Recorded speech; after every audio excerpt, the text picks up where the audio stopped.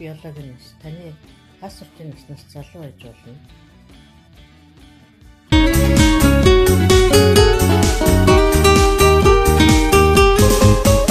Сайн байцгаана уу? Нараа эмчин байна.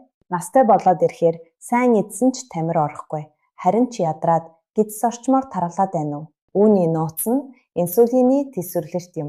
Инсулин бол сахарыг буюу түшийг эс рүү оруулдаг түлхүүр юм.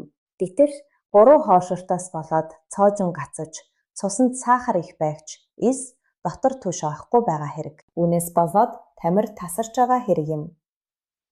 Одоо хосцоож тайлах тактикийг сурцгаая. Нийтвэрт хоолны өмнө хөдөлгөөн хийж булчин гүйсгэж уургийн цоожийг тайлна. 2 дугаарт хоолны дараа 10 минут алхаж булчингаа ажилуулснаар сахарыг шууд сорж инсулины цоожийг тайлна. Одоо нүүрс усны сонгогчдын тухай ярив.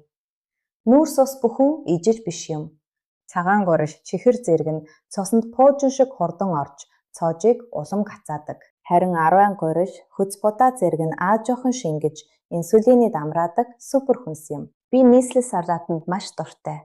Гэхдээ одоо ибэхтэй орцыг нь ингэж өөрчилдөг. Төмс маш бага хийж, чансан мах, өндөгний цагаан болон вандууг маш их хийн. Майонезыг цэцгийтэй хальж амтлаад эхлээд ногоогоо, дараа нь махаа, хамгийн сүүлд нүүрс усаа идээрэй. Дараагийн дугаараар бид өөх тосны солилцооны тухай ярих болно. Заавал үзээрэй. Хэрвээ таалагдсан бол лайк дарж, subscribe хийгээрэй. Түр баяртай, эрүүл урт настай.